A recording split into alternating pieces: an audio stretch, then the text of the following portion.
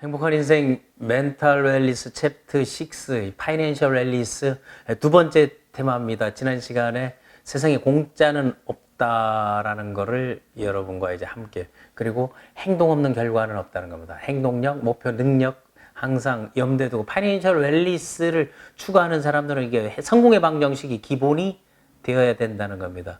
이번 테마는 수익과 지출입니다. 수익과 지출에 대해서, 이게 수입이 많고 지출이 적으면 부가 축적되는 거고, 수입보다 지출이 많아지면 이제 마이너스 인생을 살게 되는 거거든요. 그래서 경제의 주체는 이제 경제의 3주체 하게 되면 가계, 기업, 정부, 그래 가계, 기업, 정부 차원에서 수입과 지출의 개념을 쉽고 간단하게 얘기한다면, 뭐 가계나 기업이나 정부나 마찬가지입니다. 나라도 수출을 많이 하고 이제 이 수입을 적게 하게 되면 이제 흑자인 거고, 그 거꾸로 되게 되면 이제 적자인 건데, 수입은 돈이 내 안으로, 내 주머니에 들어오는 거야. 기업이든 뭐 정부든 뭐 국가 예산이든, 아니면은 우리 이제 가계 차원에서 개인적으로 본다면 멘탈 웰리스 차원에서 수입은 내 주머니에 돈이 들어오는 것이고, 지출은 내 주머니에서 돈이 나가는 거다. 이거 쉽고 간단하게 아이들이 이해할 수 있는 이런 경제적 그 상식을 갖고 있는 게 중요합니다. 그럼 경제 주체하고 경제 활동, 요즘은 그 경제교육 시리즈로 해서 만화로도 나오고 각종 자료들하고 초등학교 어린 때부터 이런 것들은 가르쳐 줄 필요가 있다고 생각합니다. 어린 아이들에게 돈은 몰라도 된다가 아니고, 돈을 제대로 알아야 돈에 대한 문제가 생겨나지 않는 겁니다. 경제의 주체와 경제 활동에 대해서 간단하게 하면, 경제 주체는 가계, 기업, 정부입니다. 근데 가계, 기업, 정부인데 이제는 거기에 하나가 더 들어갔죠. 이 경제 주체가 이제 글로벌 외국이 포함되는 거죠. 그래서 이제 네 번째 3주체 하게 되면, 우리 내수만을 생각하게 되면 정부, 가계, 기업, 이제 글로벌 시장이 이제 하나가 글로벌이 이제 하나의 시장 원마켓이 되기 때문에 외국도 경제의 주체입니다. 경제의 활동이라는 것은 결국은 소비하고 생산하고 분배하는 거거든요. 소비, 생산, 분배. 그럼 소비, 생산, 분배의 이제 주체가 이제 정부가 되는 것은, 정부는 가계에는 뭐냐면 공공 서비스 같은 거를 제공해주고, 또 하나는 이제 조세라 그러죠. 세금을 걷어들이는 거고, 기업에도 마찬가지면 공공 서비스라든가 어떤 기반들을 지원해주고, 또 법인세라든가 또 기업의 세금들을 받는 거고, 그럼 가계와 기업에서는 어떻게 하는 거면, 가계는 소비 주체입니다. 기업은 생산의 주체가 되는 거죠. 그래서 정부의 하는 역할이, 국가가 하는 역할이 상당히 큰데, 그 안에서 결국 가계, 소비 주체인 가계에서는 기업과 정부에서 제공하는 걸 받고 이제 세금을 하고 4대 의무를, 그 의무를 이제 지키는 거하고, 또 하나는 가계에서, 기업에서 토지, 노동, 자본을 이제 제공해주고, 이제 기업은 뭐 임금이나 지대나 이제 이런 것들을 주고하고, 외국 같은 경우는 기업이나 국가 차원에서도 수입 수출을 하니까 기업에서 수출하고 수입하는 거죠. 이 경제 주체, 가계, 기업, 정부, 그리고 외국, 다음에 뭐 외국 국가가 될 수 있고 뭐 외국이 될 수 있고, 다음 경제 활동은 소비, 생산, 분배를 하는 게, 요 정도 기분에 수입과 지출, 개념적으로 우리가 알아야 될 게, 간단한 경제 용어하게 되면 돈, 파이낸셜 웰리스, 수입하고 지출, 이것만 잘하면 되는 거예요. 그러니까 이제 대차제표도 수익과 지출을 얘기하는 거고, 재무제표도 다 수익과 지출을 보는데, 그 항목을 구체적으로 여러분 회계사, 세무사 수준으로 몰라도 되는데, 가계에서 쓸 수 있는 것만, 그것만 나누면 됩니다. 고정적으로 나가는 거, 변동적으로 나가는 거, 고정지출이라고, 변동지출이라고 하는 거.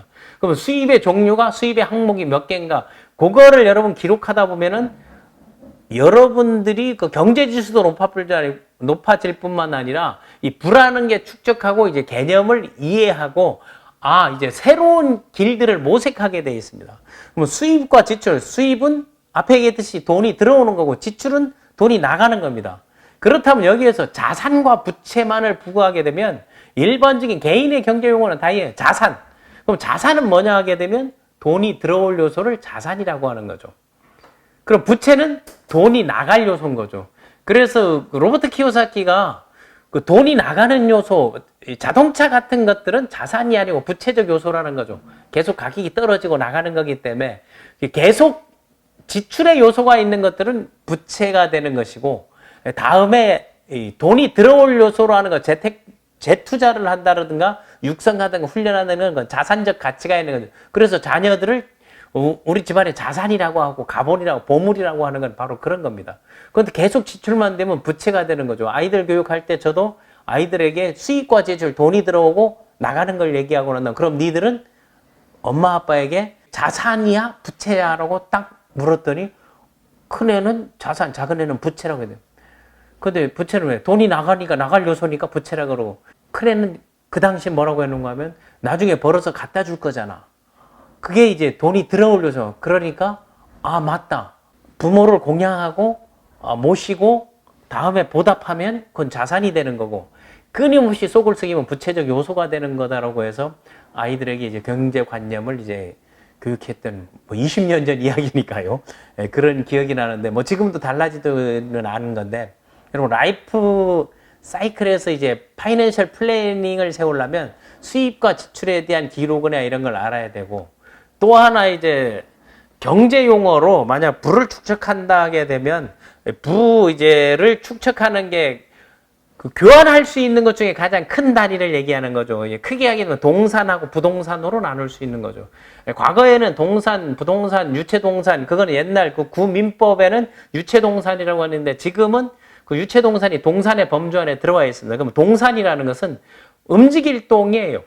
그러니까 움직이는 자산, 부동산 이외의 물건으로 뭐 토지하고 정책물 이외의 유체물이라 하죠. 이동하는 거라 해서 유체동산이라 했죠. 그러니까 또 과거에는 그 민법에서는 그 3일 이내에 현금화할 수 있는 걸 유체동산이라 했죠. 구문, 주식 이런 건데, 그것도 이제 동산의 범위 안에 들어오고 아직도 용어는 유체동산으로 사용을 하고 있습니다. 그 가압류나 압류할 때 이제 법률적으로 보게 되면 유체동산, 압류 이런 것들이 이제 나오는데, 다음에 이제 부동산이라는 것은 말 그대로 부동산, 움직이지 않는 걸 얘기하는 겁니다. 그리고 뭐 자산, 움직이지 않는 자산에 뭐 땅이나 뭐 아니면 뭐 국가나 이런 거는 뭐 교량이나 뭐 도로포장, 아파트 등 이제 건물과 같이 땅 위에 있는 정착물을 부동산이라고 하는 겁니다. 그럼 유체동산은 유가증권들을 얘기하는 현금화할 수 있는 거, 유가증권을 지칭하고, 예를 들면은 뭐 이제 가전제품 집에서 TV, 세탁기, 아니면 뭐 사무실 비품, 또 자동차, 또 개인적인 뭐 선박 같은 것도 갖고 있고, 뭐 중기, 중장비를 가질 수도 있고, 아니면 뭐 회원권, 뭐 헬스 회원권, 골프 회원권, 아니면 특허권, 저작권, 뭐 주식, 보험금. 그 요즘에는 그런 것들이 이제 동산화, 유체동산 안에 만약 거래를 해가지고 뭐 압류를 한다, 압류를 당한다 할 때 이런 것들을 잘 파악하는 것도 여러분 금융지수를 높여주는 좋은 요소입니다. 그래서 경제 용어를 이제 간단히 정리하고, 두 번째 테마, 수익과 지출, 가계 차원에서 얘기하면 그걸 확장시키면 기업이고 정부 똑같은 거거든요. 항목만 다르고 내용만, 결국은 그 따지고 보게 되면 본질적인 건 다 똑같습니다. 그래서 이제 수입 항목과 지출 항목을 구분하게 되면, 수입으로 보게 되면 여러분들이 직장인들은 월급일 거고 사업자들은 사업소득 아니에요. 그런데 이제 월급은 고정적으로 받는 급여, 근데 사업소득은 들쭉날쭉 하잖아요. 그러니까 여러분들 셀프 인플로이하고 이제 비즈니스 오너의 시스템을 구축하느냐, 내가 시간 노력을 투자하느냐, 거기에서도 성공의 방정식이 가장 많이 적용되는 게 셀프 인플로이드, 전문직 자영업자들이 거기에 따라서 같은 직종에 있더라도 이제 편차가 심한 거거든요. 그럼 사업소득은 뭐 개인 사업자라든가 아니면 일반 사업자들이 뭐 사업을 통해서 창출하는 소득, 또 이제 투자 수익, 뭐 주식이나 채권이나 펀드, 이런 투자를 통한 수입을 이제 투자 수익이라고, 또 하나 이제 부동산을 통해서 이제 임대 수익, 뭐 월세나 아니면 뭐 임대료를 받는 거, 또 기타 수입들이 있죠. 뭐 글을 써가지고 뭐 인쇄를 받는다든가, 뭐 작업, 프리랜서로 작업을 한다든가, 아니면 투잡, 쓰리잡 부업을 한다든가, 아니면 각종 그 멤버십 수당을 받는 거, 또 상속되는 것도 기타 수입에 들어가고, 이자도 뭐 투자 수익에도 들어가지만 또 이제 기타 수입으로 뭐 이자 수입 이런 것들을 이제 넣을 수 있는, 금융 수입으로 이제 넣을 수 있는 건데, 수입 항목에 5가지 정도의 내가 이 수입 항목에 어디에 모자라고 무엇을 갖고 있는가. 만약에 요 5가지 항목에 수입이 없으면 요 항목에 지출이 있게 마련입니다. 이자를 못 받으면 이자 지출을 하게 돼 있는 거, 임대비를 못 받으면 임대비 지출을 하는 경우들이 나오거든요. 그런 것들하고 다음 지출 항목은 크게 한 대여섯 가지로 나눈다면 기본적으로 들어가는 기본 생활에 필요한 생활비죠. 뭐 식비나 주거비나 공과금 같은 게 그러니까 가계부를 쓸 때 많이 쓰는 게 주부들이 많이 쓰는 게 이건 거고 다음 교통비 이거는 뭐 대중교통비도 들어가지만 뭐 유류비, 주류비나 뭐 차량 유지비 이런 것들도 이 교통비의 범주에 들어가는 거고 다음에 이제 건강을 위해서 건강관리비죠. 병원비라든가 아니면 의약품비라든가 건강보조식품 먹는다라든가 여러분 뭐 과일 이런 것들 먹는 것도 유기농 제품도 어떤 사람들은 생활비에 넣는 사람도 있고 또 어떤 사람들은 건강관리비에 넣는 경우들이 있거든요. 다음에 이제 교육비, 뭐 학비라든가 학원비, 뭐 도서 구입비, 책을 산다라든가 여기저기 특수한 것들을 뭐 과외 코칭을 받는다든가 다음에 취미 오락비들을 이제 뭐 문화비라고 얘기하는 사람들도 있고 뭐 영화 관람이라든가 취미 활동비 다음에 이제 기타 지출들이 있죠. 이거는 기타 지출들에서 좀 무리해가지고 지름신들이 오시는 분들이 많이 힘들어요. 이류 구입이라든가 선물 비용 이런 것들을 지출 항목. 그럼 수입 항목, 지출 항목을 기록해 놓으면 그게 곧 여러분 가계부가 되는 겁니다. 그래서 계획적인 소비도 재테크라고 요즘 이제 많이 얘기하잖아요. 첫 번째로 해야 되는 수입과 지출을 이해하게 되면 가계부를 써야 되는 겁니다. 자동으로 정리되는 것들이 있죠. 요즘은 카드를 쓰기 때문에 거기에서 나오는 것도 있지만 수동으로 이용하는 거 뭐 요즘은 스마트폰에 가계부 앱 같은 게 잘 나와 있습니다. 자동으로 등록되는 이제 편리함 같은 거 있지만 자기 기준을 만들어서 하는 것도 중요합니다. 또 하나는 하나하나 소비 내역들을 이제 볼 수 있는 겁니다. 항상 하루를 마무리하고 잠자기 전에 가계부는 해피다이어리 이모셔널 웰니스의 세계죠. 여러분들은 하루에 소비일기 나는 어디에 돈을 썼는가 지출을 했는가 오늘 들어온 거면 이런 것들을 오늘의 소비 뭐 간식, 경비, 식비, 이류 아니면 여기저기 하는 것들을 기록해 보는 겁니다. 가계부를 작성한 수입 지출에 대한 확실한 인식은 가계부를 작성하고 가계부를 써야 하는 이유는 첫 번째 파이낸셜 웰니스의 재정적 목표 설정과 목표 달성을 하는데 가장 그 토대가 되는 것이고 그걸 확인 체크하고 스스로를 매일 점검하고 셀프 피드백이 가능한 겁니다. 또 하나는 가계부를 쓰게 되면 소비 습관이 개선됩니다.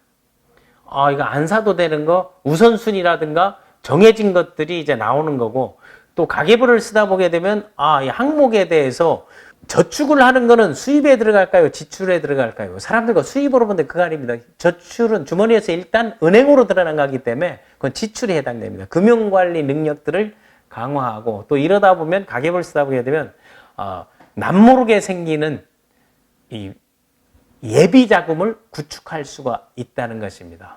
그래서 수입과 지출에서는 어떤 경우가 있어도 가계부를 작성하라는 거예요. 가계부를 엄두도 못 내는 사람들은 지출은 이만큼 산더미인데 수입이 없는 경우죠. 그때 이제 멘탈이 완전히 붕괴돼서 극단적인 선택을 하는 경우입니다. 매일 발생하는 수입과 지출을 기록하는 거, 매일매일 기록하는 거. 없어도 한번 가만히 생각해 보세요. 아이들에게 용돈을 준 것도 이제 지출이에요. 그런데 만약 부모에게 용돈을 받는 거는 수입인 거예요. 그러니까 수입과 지출은 경제 활동을 하는 모든 사람들에게 다 있다는 겁니다. 나 수입이 없어가 아니거든요. 돈을 은행에서 빌려오는 것도 계정상에는 수입입니다. 안으로 들어오는 거기 때문에 이런 개념들을 이해하게 되면 보다 여러분 파이낸셜 웰니스의 재정적 경제적 풍요를 누리는 데 이제 도움이 됩니다. 그리고 매일 수입과 지출을 기록하게 되면 정확한 재정을 파악할 수 있습니다. 또 하나는 불필요한 지출을 확인하고 자제하고 패턴이 달라집니다. 그리고 수입을 꾸준히 기록하다 보게 되면 연 단위의 자기의 그 소득의 캐파 같은 거를 얼마가 들어왔는지 얼마 정도 하게 되면 내후년에 목표를 세우고 추가하고 이때 투잡을 한다, 쓰리잡을 한다, 재테크를 한다. 이런 경우에서 거기에 이제 남아있는 여러분들만의 그 예비자금 구축을 가지고 만들 수도 있는 거고 아니면 뭐 나만의 비상금을 만든다든가 아니면 그 잉여자금, 그 노는 돈, 아무도 이제 남는 돈을 가지고 할 수 있는 거 이런 것들을 플래닝 할 수 있기 때문에 여러분 수입과 지출은 파이낸셜 웰니스에서 대단히 중요하다고 알려드립니다.